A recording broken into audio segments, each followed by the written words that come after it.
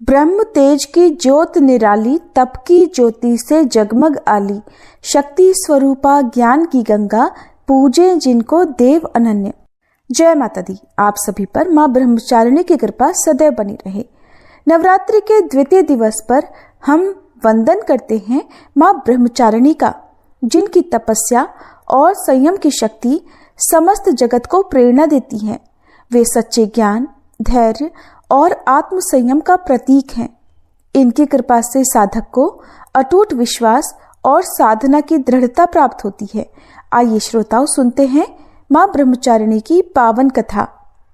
ये माँ दुर्गा का दूसरा स्वरूप है, जो तपस्या, संयम और साधना का प्रतीक है। ब्रह्म का अर्थ है तपस्या और ज्ञान, जबकि चारिणी का अर्थ है आचरण करने वाली। इसलिए माँ ब्रह्मचारिणी वह देवी हैं जो तप और साधना के मार्ग पर अग्रसर रहने वाली हैं। पुराणों के अनुसार यह स्वरूप माता पार्वती का ही है, जब उन्होंने भगवान शिव को पति रूप में प्राप्त करने के लिए कठोर तप किया था। माँ ब्रह्मचारिणी के दाएं हाथ में जप माला और बाएं हाथ में कमंडल होता है, जो तपस्विनी स्वरूप का प्रतीक है। उनका तेजस्वी और शांत मुखमंडल साधकों को संयम और तपस्या की प्रेरणा देता है। माँ ब्रह्मचारिणी का स्वरूप त्याग और कठिन तपस्या का परिचायक है। माता पार्वती ने भगवान शिव को पति रूप में प्राप्त करने के लिए कई वर्षों तक घोर तप किया। प्रारंभ में वे केवल फल फूल खाकर तपस्या करती रहीं, फिर कई वर्षों तक केवल पत्तों पर जीवन यापन किया। इसके बाद उन्होंने अन्न और जल का भी त्याग कर दिया और कठोर व्रत धारण किए। माँ की यह तपस्या हजारों वर्षों तक चली, जिससे सभी देवता, ऋषि मुनि और स्वयं ब्रह्मा जी भी प्रभावित हुए। उनकी इस कठोर साधना के कारण उन्हें ब्रह्मचारिणी नाम से जाना गया। बाल्यकाल से ही माता पार्वती भगवान शिव को अपना पति मानती थी। जब नारद मुनि ने उन्हें बताया कि पूर्व जन्म में वे सती थीं और शिव जी को पुनः प्राप्त करने के लिए अब उन्हें कठोर तपस्या करनी होगी, तब माता ने संकल्प लिया कि वे हर कठिनाई सहकर भी अपने आराध्य शिव को पति रूप में प्राप्त करेंगी। फिर उन्होंने अपने राजसी सुखों का त्याग कर वन में जाकर कठिन तपस्या आरंभ की। यह संकल्प उनकी अद्वितीय आस्था और समर्पण का प्रतीक था। माता ब्रह्मचारिणी की कठोर तपस्या देखकर देवता भी आश्चर्यचकित थे। उनकी आराधना इतनी प्रचंड थी कि समस्त लोकों में ऊर्जा का संचार होने लगा। देवताओं ने भगवान विष्णु से अनुरोध किया कि वे माता पार्वती की परीक्षा लें।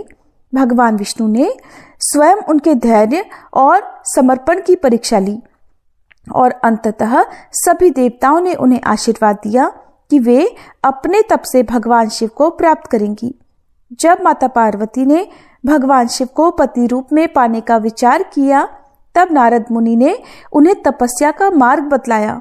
उन्होंने कहा कि कठोर तप और संयम के बिना भगवान शिव को प्राप्त करना कठिन होगा। नारद मुनि के उपदेश को सुनकर माता ने वन में जाकर अपनी घोर तपस्या आरंभ कर दी। उन्होंने कठिन व्रत धारण किए और योगियों के समान कठोर जीवन अपनाया। माँ की तपस्या इतनी कठिन थी कि संपूर्ण प्रकृति भी प्रभावित हो गई।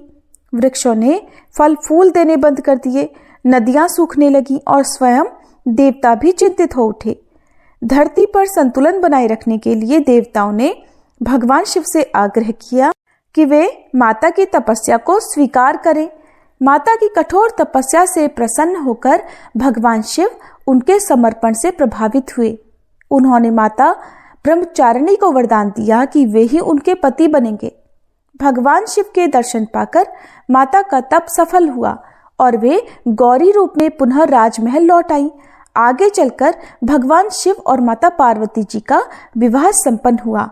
माँ ब्रह्मचारिणी की पूजा करने से भक्तों को संयम, धैर्य और तप की शक्ति प्राप्त होती है। उनकी कृपा से साधक को हर संकट में साहस और आत्मविश्वास प्राप्त होता है। ऐसा माना जाता है कि जो भक्त सच्चे मन से माँ ब्रह्मचारिणी की उपासना करता है, उसे सफलता, वैवाहिक सुख और मोक्ष का आशीर्वाद प्राप्त होता है। माँ ब्रह्मचारिणी हमें धैर्य और तपस्या का महत्व सिखाती हैं। उनकी कथा से ये शिक्षा मिलती है कि किसी भी लक्ष्य को प्राप्त करने के लिए अटूट संकल्प और कठिन परिश्रम आवश्यक है। वे संदेश देती हैं कि सच्चे मन से की गई भक्ति और साधना कभी व्यर्थ नहीं जाती, अतः उसका शुभ फल अवश्य प्राप्त होता है। नवरात्रि के दूसरे दिन प्रातःकाल स्नान कर साफ स्वच्छ वस्त्र धारण करें। माँ ब्रह्मचारिणी की प्रतिमा या चित्र के सामने दीप जलाएं, उन्हें सफेद पुष्प अर्पित करें और पंचामृत से अभिषेक करें। ओम ऐं सरस्वती नमः मंत्र या फिर ओम ब्रह्मचारिण्य नमः मंत्र का जाप करें। माता को फल, दूध और मिश्री का भोग लगाकर आरती उतारें। ब्राह्मणों को या कन्याओं को भोजन कराकर प्रसाद वितरित करें। माँ ब्रह्मचारिणी की कृपा से साधक को अटूट विश्वास, दृढ़ संकल्प और आत्मशक्ति प्राप्त होती है। उनकी आराधना से मन को शांति और आध्यात्मिक ऊर्जा मिलती है। आइए प्रिय श्रोताओं, माँ ब्रह्मचारिणी की कथा का समापन करने से पहले हम सभी महिषासुर मर्दिनी स्तोत्र का हिंदी अनुवाद सुने। हे हिमालय राज की पुत्री, हे गिरिजा देवी, विश्व को आनंदित करने वाली देवी, नंदीगणों द्वारा पूजित गिरिश्रेष्ठ विंध्याचल के शिखर पर निवास करने वाली देवी, अपनी लीला से भगवान श्री विष्णु को प्रसन्न करने वाली, इंद्रदेव के द्वारा नमस्कृत भगवान नीलकंठ की पत्नी, विश्व में विशाल कुटुंब वाली और विश्व को संपन्नता देने वाली, हे महिषासुर का मर्दन करने वाली भगवती, अपने बालों की लता से आकर्षित करने वाली पर्वत की पुत्री, आपकी जय हो, जय हो, जय हो। देवों को वरदान देने वाली, दुर्धर और दुर्मुख असुरों को मारने वाली और स्वयं में ही हर्षित रहने वाली, तीनों लोकों का पोषण करने वाली, शंकर जी को संतुष्ट करने वाली, पापों को हरने वाली और घोर गर्जना करने वाली, दानवों पर क्रोध करने वाली, अहंकारियों के घमंड को सुखा देने वाली, समुद्र की पुत्री, हे महिषासुर का मर्दन करने वाली, अपने बालों की लता से आकर्षित करने वाली पर्वत की पुत्री, आपकी जय हो, जय हो, जय हो। हे जगत माता, हे मेरी माँ, प्रेम से कदम्ब के वन में वास करने वाली, हास्य भाव में रहने वाली, हिमालय के शिखर पर स्थित, अपने भवन में विराजित, मधु की तरह मधुर, मधु कैटभ का मद नष्ट करने वाली, महिष को विदीर्ण करने वाली, सदा युद्ध में लिप्त रहने वाली, हे महिषासुर का मर्दन करने वाली, अपने बालों की लता से आकर्षित करने वाली पर्वत की पुत्री, आपकी जय हो, जय हो, जय हो। शत्रुओं के हाथियों की सूंड काटने वाली और उनके 100 टुकड़े करने वाली, जिनका सिंह शत्रुओं के हाथियों के सर अलग अलग टुकड़े कर देता है, अपनी भुजाओं के अस्त्रों से चंड और मुंड के शीश काटने वाली, हे महिषासुर का मर्दन करने वाली और अपने बालों की लता से आकर्षित करने वाली पर्वत की पुत्री, आपकी जय हो, जय हो, जय हो। रण में मदोन्मत्त शत्रुओं का वध करने वाली, अजर अविनाशी शक्तियां धारण करने वाली, प्रमथनाथ अर्थात शिवजी की चतुराई जानकर उन्हें अपना दूत बनाने वाली, दुर्मति और बुरे विचार वाले दानव के दूत के प्रस्ताव का अंत करने वाली, हे महिषासुर का मर्दन करने वाली, अपने बालों की लता से आकर्षित करने वाली पर्वत की पुत्री, आपकी जय हो, जय हो, जय हो। शरणागत शत्रुओं की पत्नियों के आग्रह पर उन्हें अभयदान देने वाली, तीनों लोकों को पीड़ित करने वाले, दैत्यों पर प्रहार करने योग्य त्रिशूल धारण करने वाली, देवताओं की दुंदुभी से दुमी दुमी की ध्वनि को सभी दिशाओं में व्याप्त करने वाली, हे महिषासुर का मर्दन करने वाली, अपने बालों की लता से आकर्षित करने वाली पर्वत की पुत्री, आपकी जय हो, जय हो, जय हो। मात्र अपनी हुंकार से धूम्र लोचन राक्षस को धूम्र अर्थात धुएं के समान भस्म करने वाली, युद्ध में कुपित रक्तबीज के रक्त से उत्पन्न अन्य रक्त बीजों का रक्त पीने वाली, शुंभ और निशुंभ दैत्यों की बलि से शिव जी और भूत प्रेतों को तृप्त करने वाली, हे महिषासुर का मर्दन करने वाली, अपने बालों की लता से आकर्षित करने वाली पर्वत की पुत्री, आपकी जय हो, जय हो, जय हो। युद्ध भूमि में जिनके हाथों के कंगन धनुष के समान चमकते हैं, जिनके सोने के तीर शत्रुओं को विदीर्ण करके लाल हो जाते हैं और उनकी चीखें निकालते हैं, चारों प्रकार की सेनाओं, हाथी, घोड़ा, पैदल, रथ का संहार करने वाली, अनेक प्रकार की ध्वनि करने वाले, बटुकों को उत्पन्न करने वाली, हे महिषासुर का मर्दन करने वाली, अपने बालों की लता से आकर्षित करने वाली पर्वत की पुत्री, आपकी जय हो, जय हो, जय हो।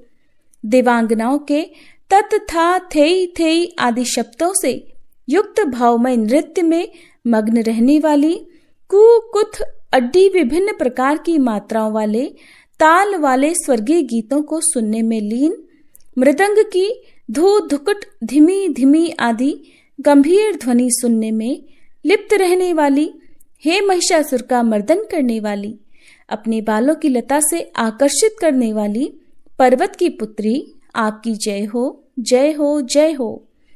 जय जयकार करने और स्तुति करने वाले, समस्त विश्व के द्वारा नमस्कृत, अपने नुपुर के झंझन और झिमझिम शब्दों से भूतपति महादेव को मोहित करने वाली, नटी नटों के नायक अर्धनारीश्वर के नृत्य से सुशोभित नाट्य में तल्लीन रहने वाली, हे महिषासुर का मर्दन करने वाली, अपने बालों की लता से आकर्षित करने वाली पर्वत की पुत्री, आपकी जय हो, जय हो, जय हो। आकर्षक कांति के साथ अति सुंदर मन से युक्त और रात्रि के आश्रय अर्थात चंद्रदेव की आभा को अपने चेहरे की सुंदरता से फीका करने वाली, काले भंवरों के समान सुंदर नेत्रों वाली, हे महिषासुर का मर्दन करने वाली, अपने बालों की लता से आकर्षित करने वाली पर्वत की पुत्री, आपकी जय हो, जय हो, जय हो। महायोद्धाओं से युद्ध में चमेली के पुष्पों की तरह कोमल स्त्रियों के साथ रहने वाली तथा चमेली की लताओं की तरह कोमल भील स्त्रियों से जो झिंगुरों के झुंड की तरह घिरी हुई हैं, चेहरे पर उल्लास से उत्पन्न उषा काल के सूर्य और खिले हुए लाल पुष्प के समान मुस्कान वाली, हे महिषासुर का मर्दन करने वाली, अपने बालों की लता से आकर्षित करने वाली पर्वत की पुत्री, आपकी जय हो, जय हो, जय हो। जिसके कानों से लगातार मद बहता रहता है, उस हाथी के समान उत्तेजित, हे गजेश्वरी, तीनों लोकों के आभूषण, रूप, सौंदर्य, शक्ति और कलाओं से सुशोभित, हे राजपुत्री, सुंदर मुस्कान वाली स्त्रियों को पाने के लिए मन में मोह उत्पन्न करने वाली मनमथ की पुत्री के समान, हे महिषासुर का मर्दन करने वाली, अपने बालों की लता से आकर्षित करने वाली पर्वत की पुत्री, आपकी जय हो, जय हो, जय हो। जिनका कमलदल के समान कोमल, स्वच्छ और कांति से युक्त मस्तक है, हंसों के समान जिनकी चाल है, जिनसे सभी कलाओं का उद्भव हुआ है, जिनके बालों में भंवरों से घिरे कुमुदनी के पुष्प और बकुल पुष्प सुशोभित हैं, उन महिषासुर का मर्दन करने वाली, अपने बालों की लता से आकर्षित करने वाली पर्वत की पुत्री, जय हो, जय हो, जय हो। जिनके हाथों की मुरली से बहने वाली ध्वनि से कोयल की आवाज भी लज्जित हो जाती है, जो खिले हुए फूलों से रंगीन पर्वतों से विचरती हुई पुलिंद जनजाति की स्त्रियों के साथ मनोहर गीत गाती हैं, जो सद्गुणों से संपन्न शबरी जाति की स्त्रियों के साथ खेलती हैं, उन महिषासुर का मर्दन करने वाली, अपने बालों की लता से आकर्षित करने वाली पर्वत की पुत्री, आपकी जय हो, जय हो, जय हो। जिनकी चमक से चंद्रमा की रोशनी फीकी पड़ जाए, ऐसे सुंदर रेशम के वस्त्रों से जिनकी कमर सुशोभित है, देवताओं और असुरों के सर झुकने पर उनके मुकुट की मणियों से जिनके पैरों के नाखून चंद्रमा की तरह दमकते हैं, और जैसे सोने के पर्वतों पर विजय पाकर कोई हाथी मदोन्मत्त हो जाता है, वैसे ही देवी के उरोज कलश की तरह प्रतीत होते हैं। ऐसी हे महिषासुर का मर्दन करने वाली, अपने बालों की लता से आकर्षित करने वाली पर्वत की पुत्री, आपकी जय हो, जय हो, जय हो। सहस्त्रों दैत्यों के सहस्त्रों हाथों से सहस्त्रों युद्ध जीतने वाली और सहस्त्रों हाथों से पूजित सुर तारक उत्पन्न करने वाली, उसका तारकासुर के साथ युद्ध कराने वाली, राजा सुरथ और समाधि नामक वैश्य की भक्ति से समान रूप से संतुष्ट होने वाली, हे महिषासुर का मर्दन करने वाली, बालों की लता से आकर्षित करने वाली पर्वत की पुत्री, आपकी जय हो, जय हो, जय हो। जो भी आपके दयामय पद कमलों की सेवा करता है, हे कमले, वह व्यक्ति कमल निवास कैसे न बने। हे शिवे, आपके पद कमल ही परम पद हैं, उनका ध्यान करने पर भी परम पद में कैसे नहीं पाऊंगा। हे महिषासुर का मर्दन करने वाली, बालों की लता से आकर्षित करने वाली पर्वत की पुत्री, आपकी जय हो, जय हो, जय हो। सोने के समान चमकते हुए नदी के जल से जो आपके रंग भवन में छिड़काव करेगा, वो इंद्राणी के वक्ष से आलिंगित होने वाले इंद्र के समान सुखानुभूति को क्यों नहीं पाएगा। हे वाणी, हे महासरस्वते, आप में मांगल्य का निवास है, मैं आपके चरणों की शरण लेता हूँ। हे महिषासुर का मर्दन करने वाली, बालों की लता से आकर्षित करने वाली पर्वत की पुत्री, आपकी जय हो, जय हो, जय हो। आपका निर्मल चंद्र समान मुख चंद्रमा का निवास है, जो सभी अशुद्धियों को दूर कर देता है। नहीं तो क्यों मेरा मन इंद्रपुरी की सुंदर स्त्रियों से विमुख हो गया है। मेरे मत के अनुसार आपकी कृपा के बिना शिव नाम के धन की प्राप्ति कैसे संभव हो सकती है। हे महिषासुर का मर्दन करने वाली, बालों की लता से आकर्षित करने वाली पर्वत की पुत्री, आपकी जय हो, जय हो, जय हो। हे दीनों पर दया करने वाली उमा, मुझ पर भी दया कर ही दो। हे जगत जननी, जैसे आप दया की वर्षा करती हो, वैसे ही तीरों की भी वर्षा करती हो। इसलिए इस समय जैसा आपको उचित लगे वैसा करो, मेरे पाप और ताप दूर कर दो। हे महिषासुर का मर्दन करने वाली, बालों की लता से आकर्षित करने वाली पर्वत की पुत्री, आपकी जय हो, जय हो, जय हो। सभी प्रेम से बोलिए माँ ब्रह्मचारिणी की जय।